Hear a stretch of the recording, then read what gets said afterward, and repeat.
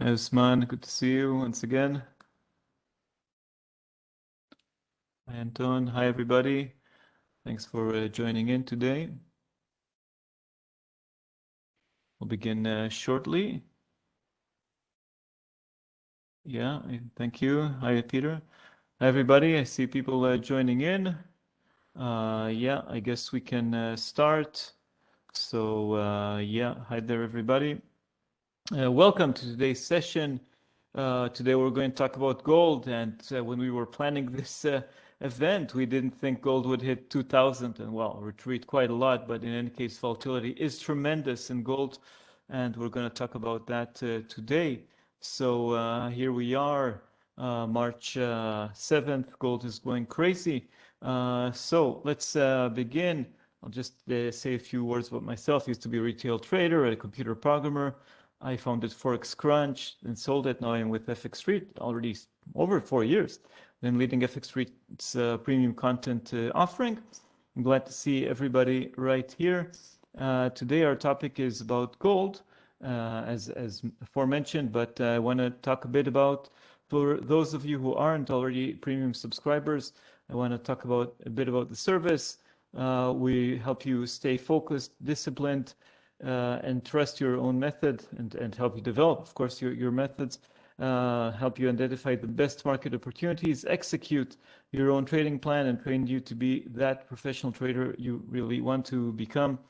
That's what we're here for. If you still haven't signed up to premium, and do it here, I'll share the link once again. Yeah, so thank you. Well, we talk a bit more in detail. We're here. First of all, we're here with our full names. My name is Yochai, as I said. This is Tomas Sayes, my colleague, and yeah, we help you with guiding your journey, in-depth analysis, strategies, everything you want. We also provide signals. That's more my colleague Tomas's expertise, where and when to buy, to sell, using strategies, trading economic data, trading specific events.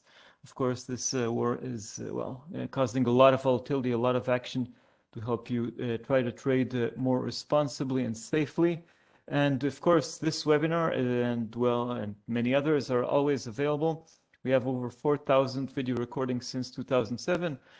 So that's quite a lot. We have here Sam Said and then Ponzi, who was just speaking before me, and many others. You can see everybody there. And yeah, and our dashboard is where I and Tomas and others provide all the information about markets, the functional dashboard. You can filter. We're not going to talk about everything there, but we have lots of features and exclusive tools only to us, and we're constantly developing the system. So if you still haven't signed up, if you're new, this webinar is open to the public. For a change, you're welcome to use the link I just shared in the chat to sign up. I think it's a great opportunity to take your trading skills to the next level, to really go one step further. So yeah, so I encourage those of you, I know a few familiar faces here, but some of you are not yet in premium, I assume. You're welcome to sign up using the link I just put in the chat. And one more quick promotion before we kick it off. We're trying to learn as much as we can about you guys, how to improve our service. So if you could fill in the survey, let me share the link here.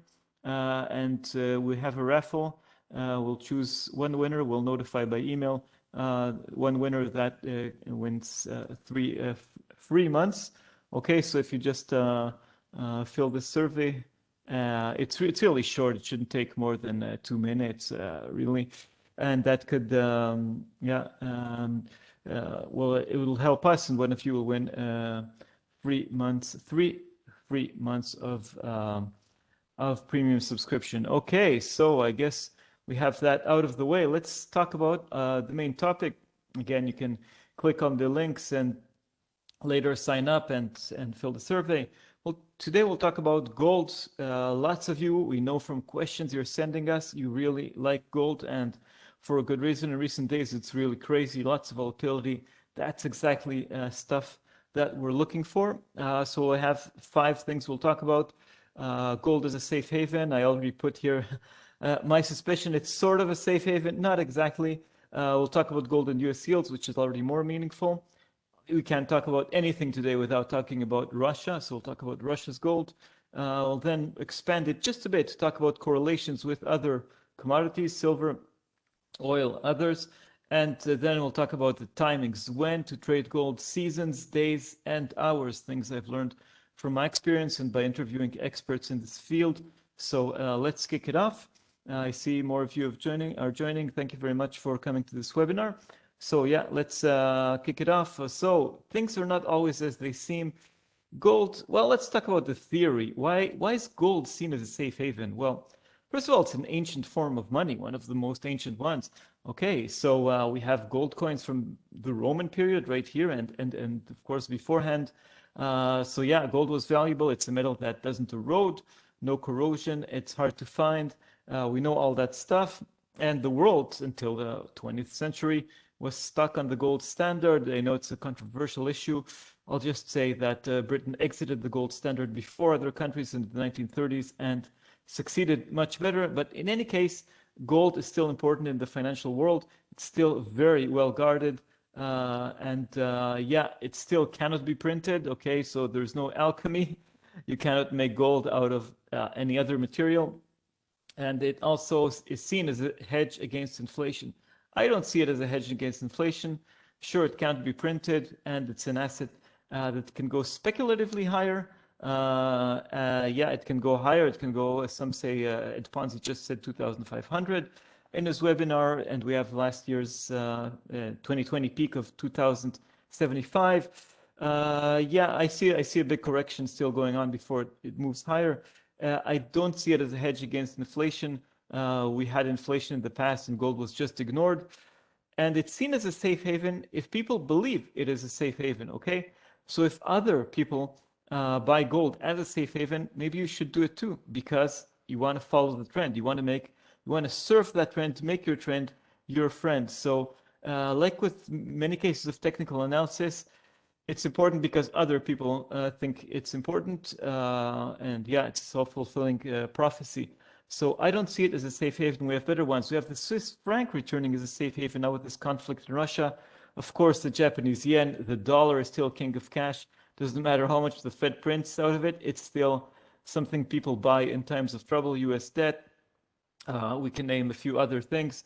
But anyway, what is important for us traders is to know that people think gold is a safe haven and people rush to it in times of trouble, and that makes it a good trade until, to trade it to the upside and then to sell it when it loses its appeal.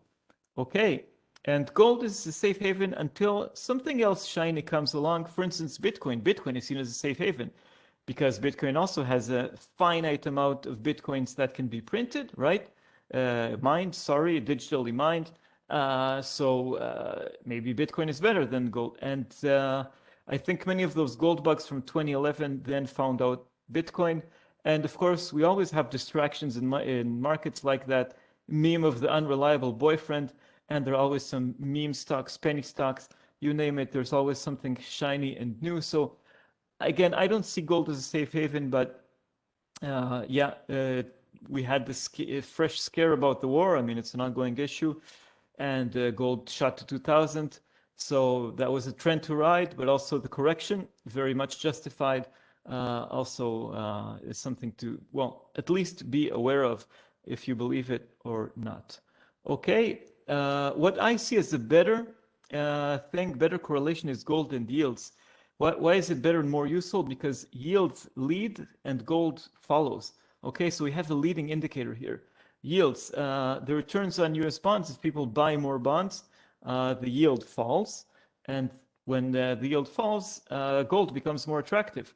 Why does gold become more attractive? Because gold has no yield. And something that does give you an annual return, a coupon, is competing with another safe haven or perceived safe haven.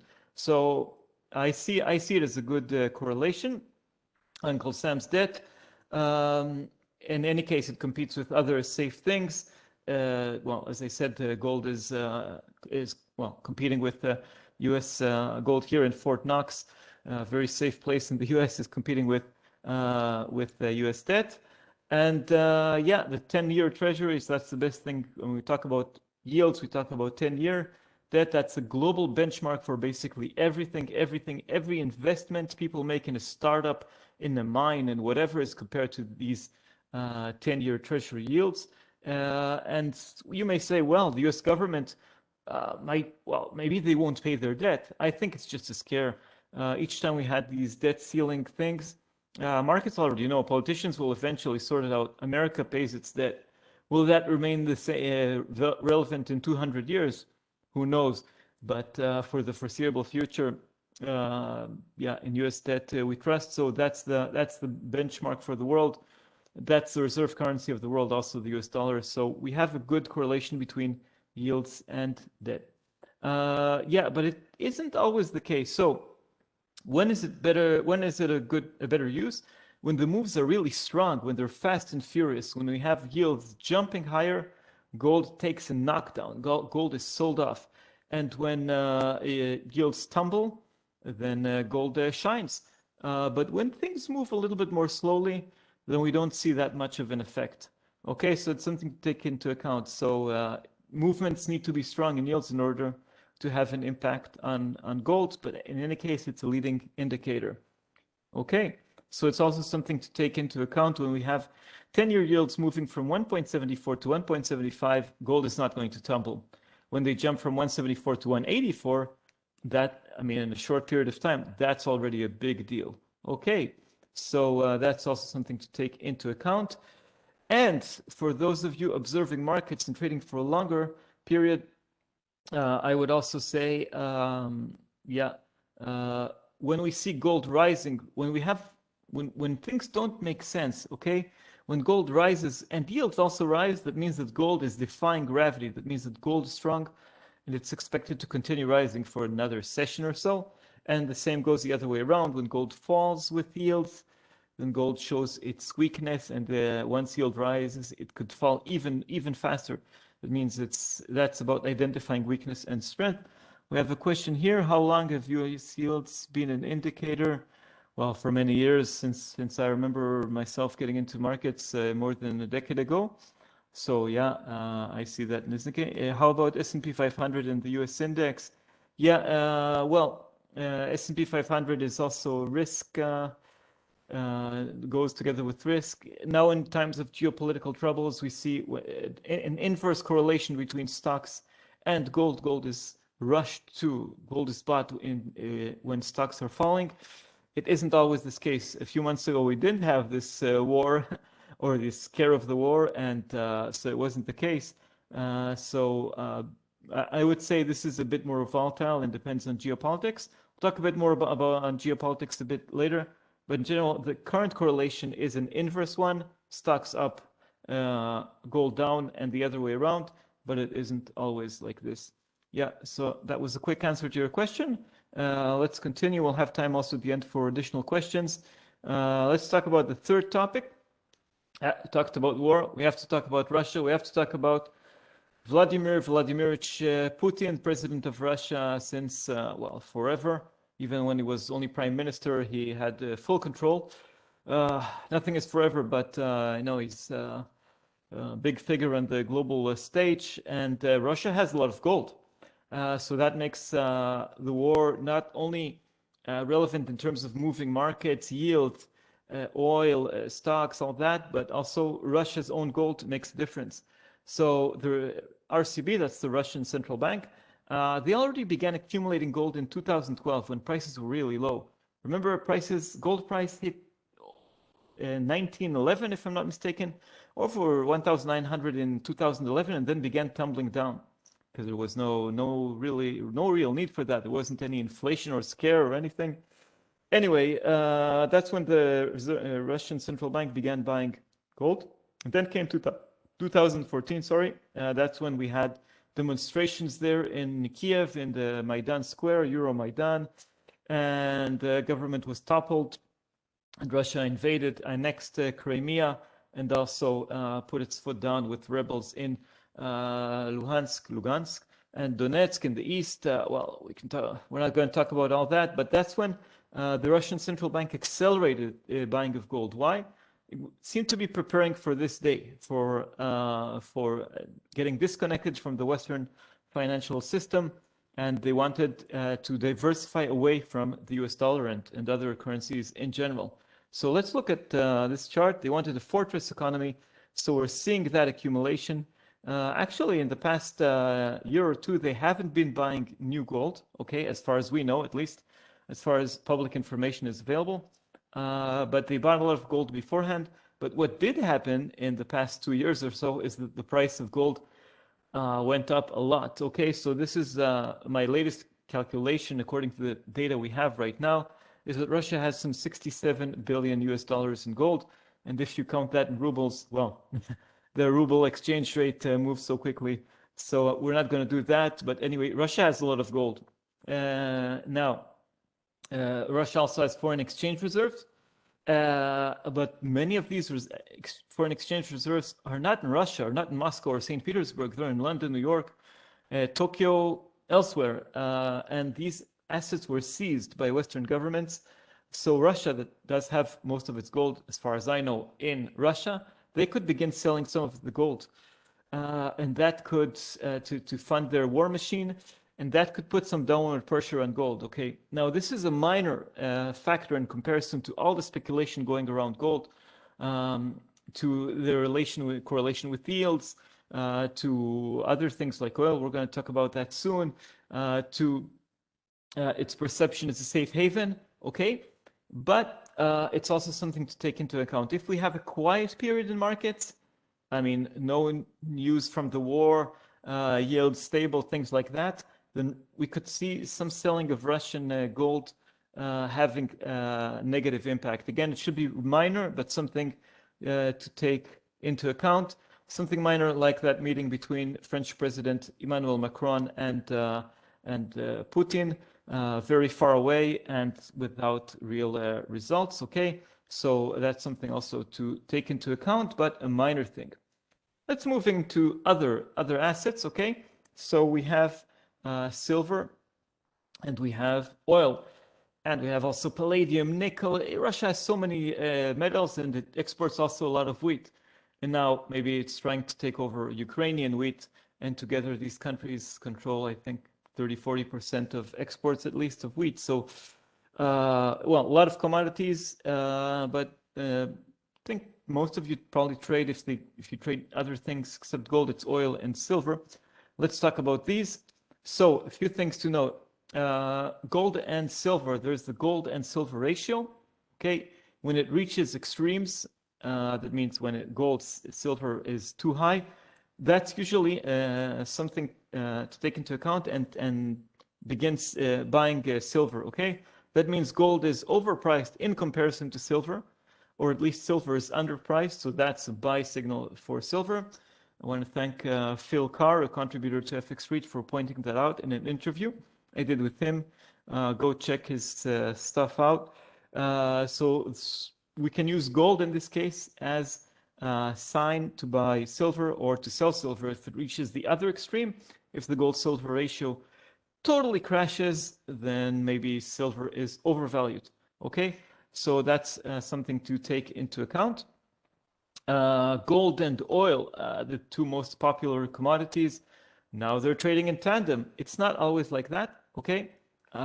This correlation is because of the war, because Russia produces 10 million barrels per day, roughly 10% of global oil production. So when news from the war becomes very scary, we have the scare that the West or Russia will stop sending oil and gas. That's why oil is surging. Or if the US, like yesterday, Anthony Blinken said the US is considering a ban on importing Russian oil. In that case, we have oil also surging and gold also rises as a safe haven. Okay, as the perception again of a safe haven as something that provides more yield. More speculative attraction, but it's not always like that. It's only when we're talking about these kind of geopolitics. Okay, in other cases, these things can move on their own. We can see oil moving according to the OPEC plus decisions. We can see gold moving according to mining stocks or whatever. So this is when we're talking now in the present. We cannot know how long this war continues. Then it's very relevant. Okay, but it's not always the case. It's something to take into account. And yeah, I mentioned already gold and gold stocks. So yeah, of course, here we have a very clear correlation. When the price of gold rises, companies that produce gold, their stocks rise. It's very simple. And when the other thing turns around, when gold falls, these companies lose a lot of their momentum. But it's important to note that we have mining companies. They usually mine other stuff as well, and there are bigger topics. I mean, we're now going to see with this issue of dependency on Russia that the West wants to wean itself off and will move more towards electric cars. We have nickel, aluminium, phosphorus. I mean, so many other materials mining that come out of the ground, which are used for making electric cars or batteries. That makes these mining companies more correlated to the value of other metals. And of course, one of the most important metals is copper, also known as Dr. Copper, because when the price of copper rises, it's a good sign for the economy. It's not always the case, but in any case, if the world indeed is moving to electric cars, there's much more copper content in electric cars than in regular combustible engine ones. So yeah, it's something to take into account that mining stocks, sure, if they only mine gold, they're correlated to gold, but usually they're mining also other stuff, things to take into account. Cobalt is one of those rare metals, and it's mostly available in the DRC, Democratic Republic of Congo. So yeah, I think that price is also very sensitive. So yeah, so it's also something to take into account. Okay, and yeah, for traders, perhaps this is the most important part. I've been observing gold prices for quite a while, and again, I've accumulated information from contributors, from interviews. So let's look at a few things we should take into account regarding timing of trading gold, okay? And this is a bit more generic and not war related. So gold is also jewelry, right? It's used in weddings in India, of course, and also in China, and also in Western countries. It's always a good gift. And yeah, on rings, on whatever. So here are a few dates to take into account for the Indian wedding season. Prices tend to rise before weddings. Again, it's not such a strong factor as speculation, but still something to take into account. So this year, the most important dates in India for various religious reasons are February, well, we passed February 5th, March 4th, May 3rd, and July 6th. Again, prices tend to rise before, and then we have the sort of buy the rumor, sell the fact. And again, this is relevant in quieter times, okay? So that's something to take into account. It happens every year. People get married, of course. And with hopefully COVID coming out of COVID, weddings will be bigger and we'll be using more gold, less social distancing. And another thing to take into account is seasons. So remember that in general, gold tends to fall in the autumn with stocks and oil. Yeah, it's a sort of sad season in the northern hemisphere. Days are getting shorter and colder. Autumn leaves are red, and so are stock markets, and so is gold. Again, it's something general. It's a seasonal tendency. Doesn't mean it happens exactly every year, and but it's also something to take into account. Okay, and another thing to note, again, on quieter times, we tend to have a U-shaped week in gold. So I don't know, I got to work today on Monday and yeah, after the weekend, but still after being refreshed, I have more energy. It looks like the same happens with gold prices. And then there are the lows on Tuesdays and Wednesdays. And then we tend to have a rise towards the weekend. Yeah, so it goes hand in hand with traders' mood and also works very well in general. Yeah, again, there are other factors like well, breaking news from the war is currently more important, but in quieter times, it's it's a tendency in gold that we have a U-shaped week, falling towards midweek, rising in the middle of the week, finding a bottom in the middle and rising towards the end, staying high on Monday. So it's also something to take into consideration. And yeah, and gold is also sensitive to macroeconomic events, just like stocks, just like the dollar. So big moves do happen around economic events like non-farm payrolls. And in that sense, gold is very similar to currencies. A release can trigger action, sometimes regardless of the data, and that's true also for currencies. So tensions are mounting towards non-farm payrolls, and then they explode. The first move is with the direction of the result. So if we have a strong non-farm payrolls, we'll have a stronger dollar, a weaker gold. Yeah, there tends to be an inverse correlation with the dollar and yields. But then if the general tendency is the other way, that's what will happen. And then we have a big move to the other direction. In any case, tension towards an event holds prices, including of gold, stable, and then we have an explosion afterwards.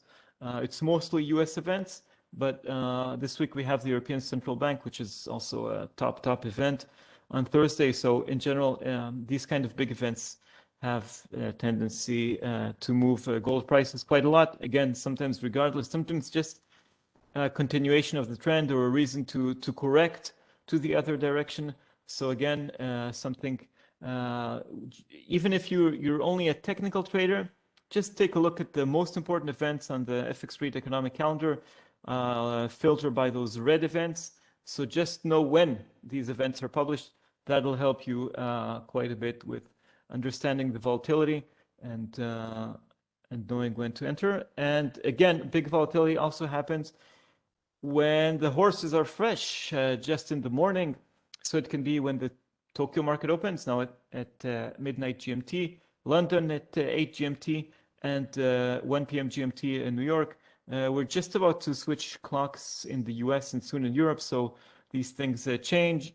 But in general, when traders just begin their working day, they have more energy, and then they begin losing steam when they become hungry towards lunchtime.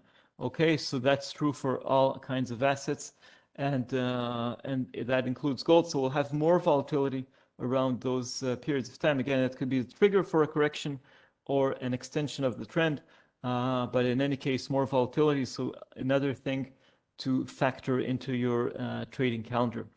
Okay. Yeah. So yeah, I think that concludes what I've prepared for you. I see here quite a few people, and I'll be glad to receive more questions. And while I wait for questions, let me suggest once again, you fill this survey, and one of you will get 3 free months. Okay, it's a raffle. We want to, it shouldn't take more than 2 minutes, and you can get 3 free months. And we just want to improve the service, get to know you a bit better. And yeah, please shoot here with questions. Any question about gold or anything else going on in markets, I'll be glad to answer. Yeah, okay, we have here 2 questions. Based on your opinion, where do you think gold would reach? Gold may go up and down Christmas, Chinese New Year. Yeah, I'll begin with the second question. Chinese New Year, yes, it's another factor. I mean, Chinese also buy gold as gifts, so it's another factor. But they buy also lots of other stuff. The importance of weddings in India, I think, is a bit more significant. Populations are quite the same. Of course, China is a richer country. But I think in terms of gold, Indian dates have more impact than Chinese ones. Christmas, not so much. It's more about buying electronics, clothes, these kind of things. People tend to spend more money around Christmas in the lead to Christmas in Black Friday. But I haven't seen any correlation between that and gold. And let's move to the previous question. by Brandon. Thank you, Peter. Yes, Brandon asks, based on your opinion, when do you think gold would go next? Will reach? I'm a bit more skeptical on gold. First of all, I'm hopeful that the war ends sooner rather than later. So I don't want to bet in favor of the continuation of the war, but that's just being a human being. More importantly, I think that um, gold has, again, limited appeal as a safe haven. There are better safe havens, like even the Swiss franc has made a comeback. Cash, the US dollar, US bonds. Remember, Europe is more sensitive to the war, the US not so much, and of course Japan is also, the Japanese yen is a safe haven. So I see we're seeing a lot of demand for gold, but I see it sort of taking two steps up, one step down, and I think we might see a fake breakout of that all-time high of 2075 recorded in 2020 in the COVID year. But I see it reaching maybe 2,100 and then falling. So I don't see it moving. Really making a significant move beyond that. And again, taking one step lower. Once we have some kind of ceasefire, and once we see markets refocusing on U.S. inflation, higher interest rates from the Federal Reserve, these kind of things, then I think we could see gold really tumbling down, not very far, but maybe 1900, not maybe 1850, but not going extremely low. But I see a lot of this hot air coming off. Yeah, hope that answers your question. Any additional questions, follow-ups about gold, about other stuff?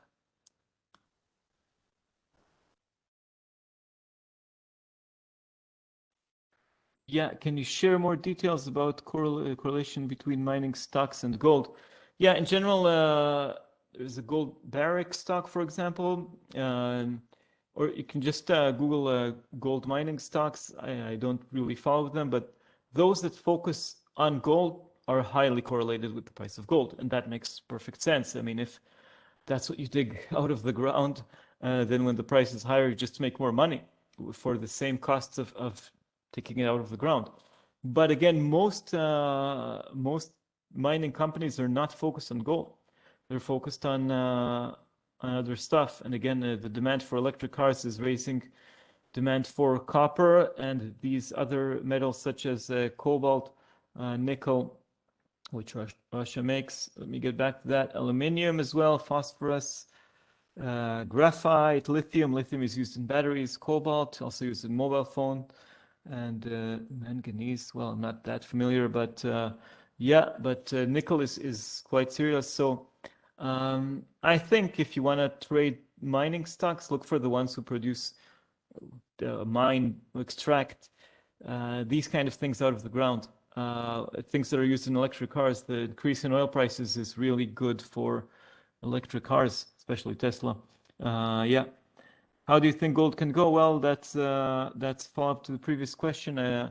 So again, I think it can go up to 2100, just a bit above that 2075, and then tumble down. I'm not sure it'll even reach that, but who knows? This war is going on for more than we expected, and there's lots of speculative money going into gold.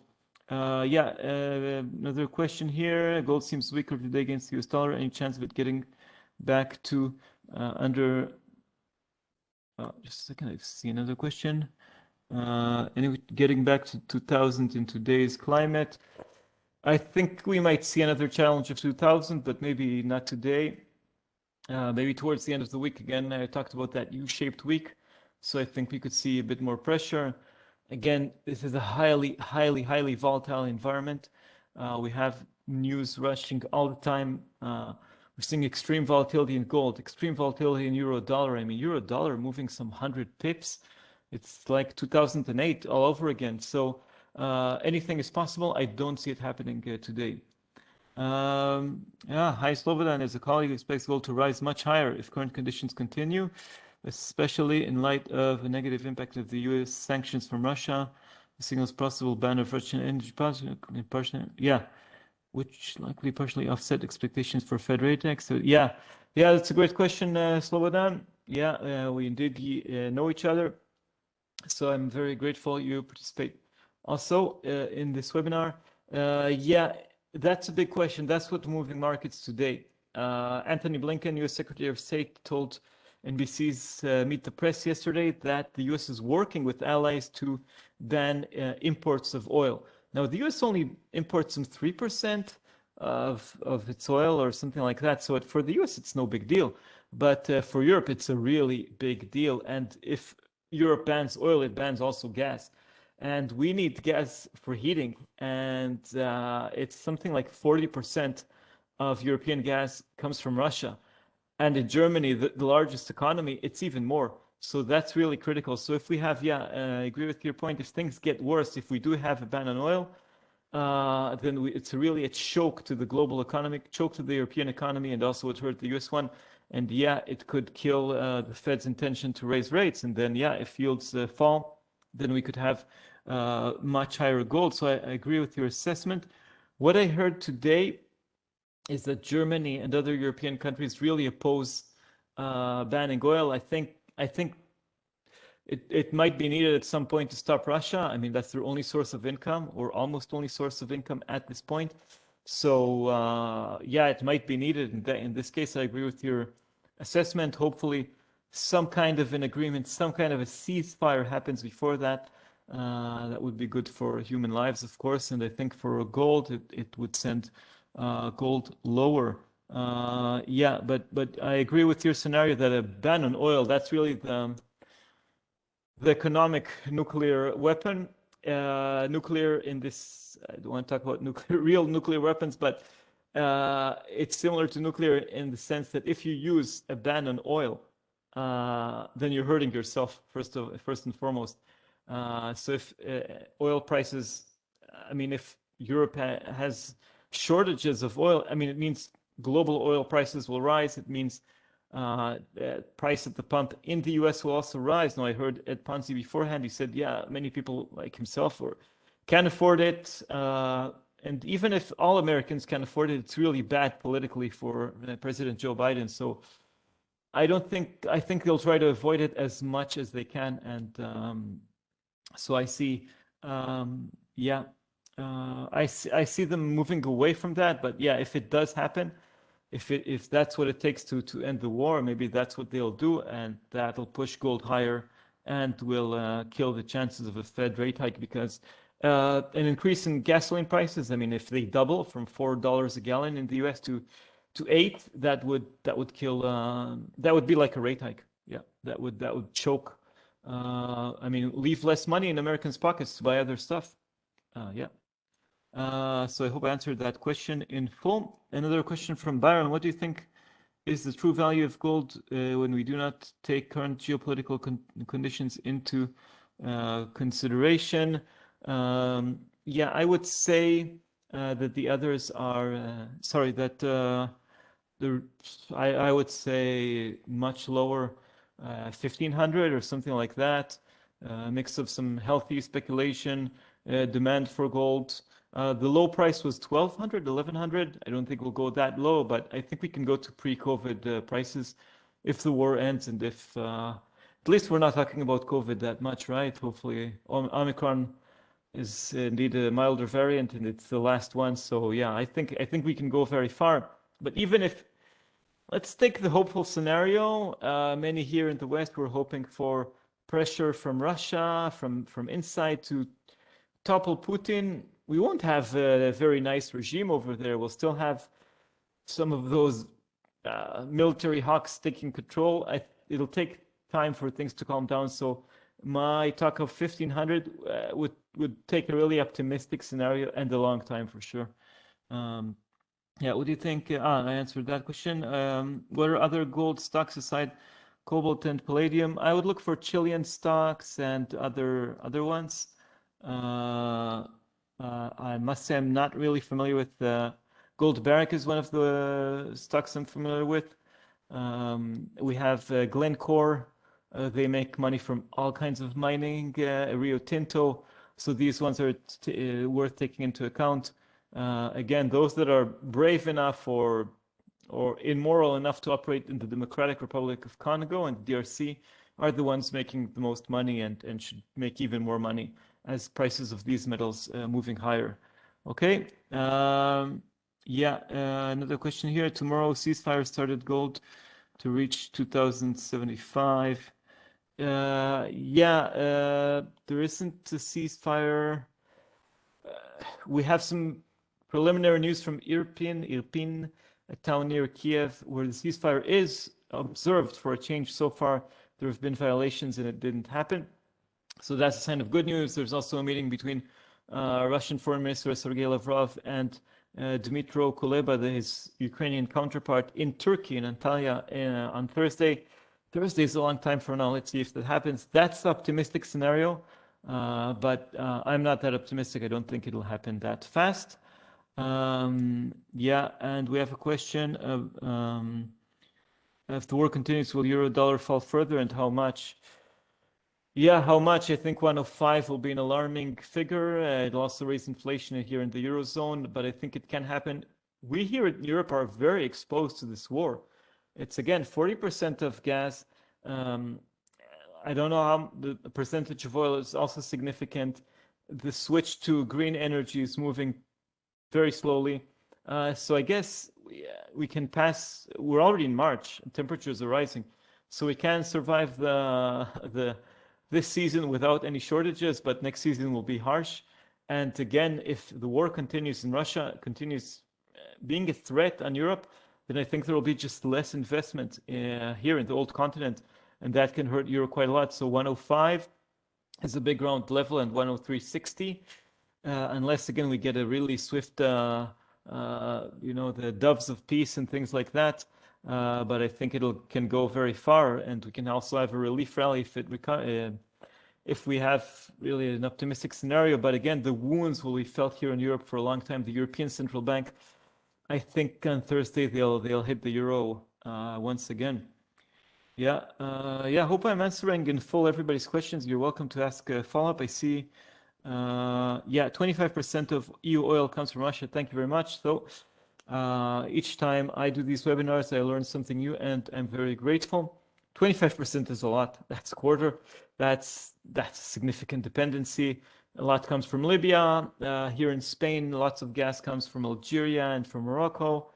There's LNG coming from the United States, from Qatar, from Australia, but nothing is good enough to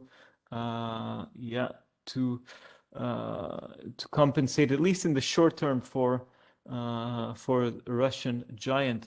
Yeah, 107.56. Yeah, also look at 107.50 as a level. Yeah, that's in the shorter term. We had 108.05 today in euro dollar. So we're not that far from that. Volatility is extreme. That's one thing we can all agree on. And I think it's here to stay, even after the war ends. Again, similar to the impact on the European economy. Any additional questions?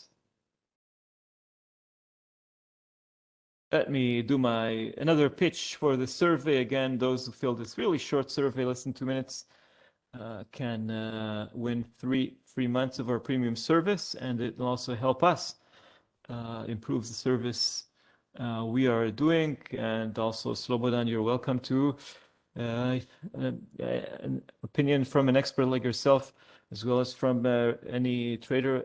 Everything is welcome. Anything that can help us improve is really great. Yeah.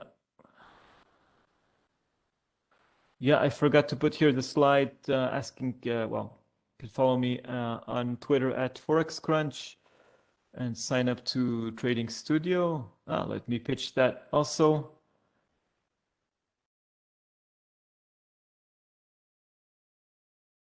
How much volume goes through gold daily? How many ounce, for example? That's a great question. I must say I should have come prepared for that question. I should have put it in the presentation, and my bad, I don't have an answer. I can guarantee that volume is significantly picked up.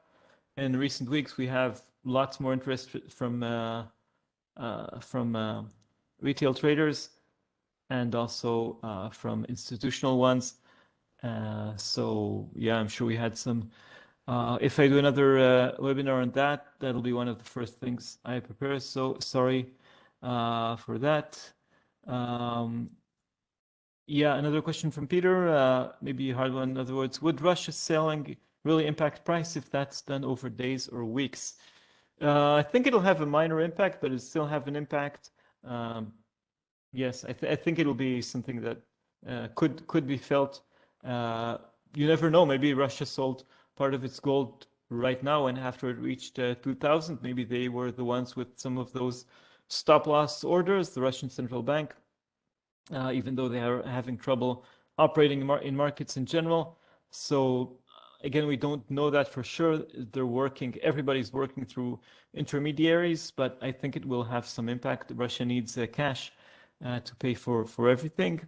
And their economy, according to the central bank governor, is in an extreme situation.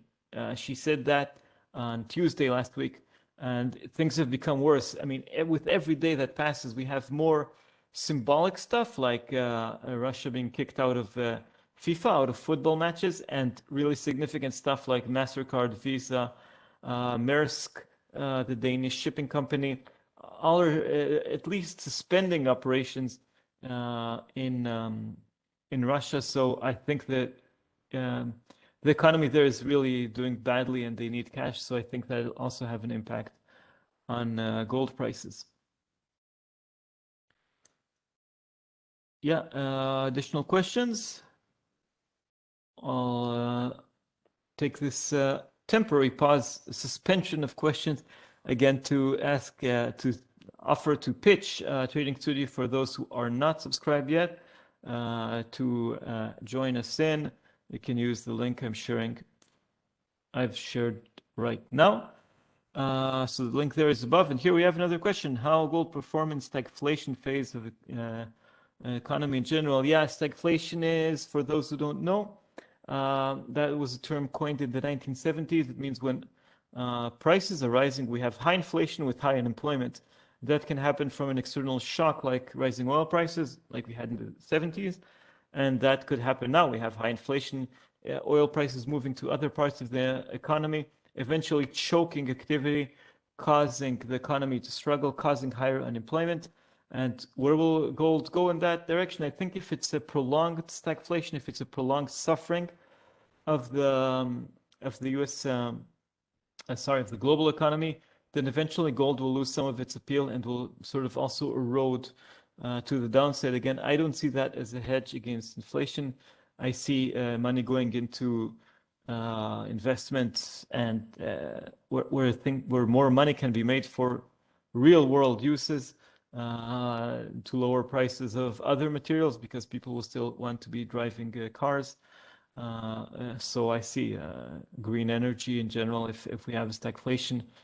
I mean, I don't see money going into gold, but rather stocks that provide an exit, stocks, commodities, currencies of countries that move towards an economy that is less dependent on rising oil prices. Calvin, exactly. Can you pay for groceries with gold bricks? No, you cannot pay for groceries with gold bricks. It's a speculation, which is good. I mean, people have spare cash and they want to trade, they want to invest. So gold is a good speculation, either to the downside or the upside. Same goes for Bitcoin. I always tell people you want to buy Bitcoin. There's a good reason for buying Bitcoin because somebody else is buying Bitcoin, and that's the only reason. In my opinion, of course, that's well, I don't want to open here a debate.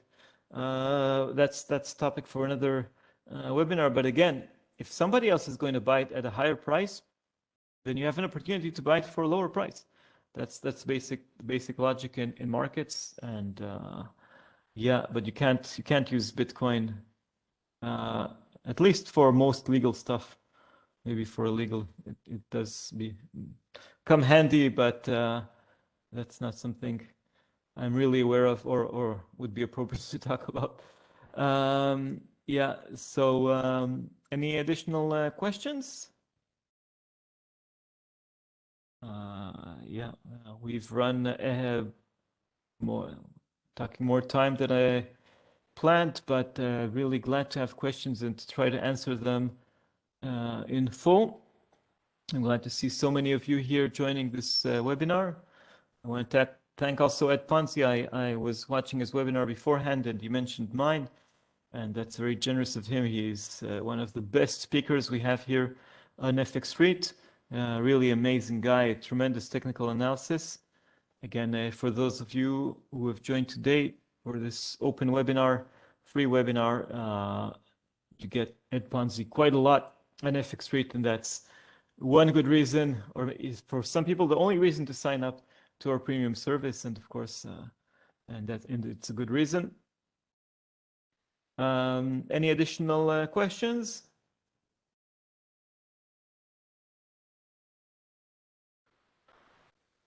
Yeah, covered quite a lot of ground on gold, and which is always fascinating. Yeah, here's the pitch about our trading studio. We have again webinars, signals, insights, and also direct access to our analysts. Some of you I know already a bit personally because you send us questions and we're glad to answer them, answer your questions to the benefit of everybody. Okay, so I guess if we don't have any, yeah, gracias, Yochai, de nada, con placer. Yeah, please, oh, how can I download the recorded webinar? Sure, so we have on Trading Studio, and also well, outside, yeah, you can see a list of recordings. It'll be probably be available tomorrow.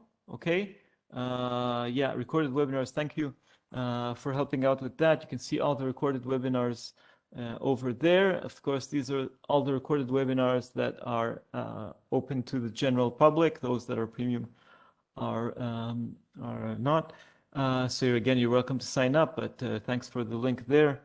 And yeah, you can see everything. Usually it takes a few hours or a day to get that, but hopefully most of the content that I provided here, all those insights about gold, are useful for more than just the next session. Many of them are evergreen, useful for a long time. Some are for well, until the war ends. Hopefully it ends soon. Tragic loss of life there. And yeah, so you can watch it again and again, see if I was right, see if I was wrong, and hopefully most important thing is that you guys learn something new. I'm also grateful for everybody attending here because also I learn something new each time. And yeah, okay. So if there aren't any last minute questions, again, I want to thank everybody for joining me today here. You're welcome to sign up to our premium offering. Welcome to, encouraged, more than welcome, to fill in the survey. And one of you can win 3 free months. Yeah, so I guess that wraps it up. Yeah, running already well ahead of schedule. Beyond schedule. So I guess that's it for today. So thank you very much, everybody. Thank you, FX Street. Welcome to sign up, fill the survey. Yeah, I'll be here shortly. Welcome those of you subscribe to the premium service. Send more questions about gold, about anything you wish. My colleague Tomas and I will be very glad to answer them. And yeah, that's it. So thank you very much, everybody. Yeah, thank you very much for the kind words. Yeah, well, thank you very much, Slobodan. I highly appreciate your articles, and yeah, follow Slobodan also on FX Street. And yeah, see you all soon. Any suggestions also for additional webinars, content, everything is really welcome. Okay, so that's it for today. Thank you and bye-bye.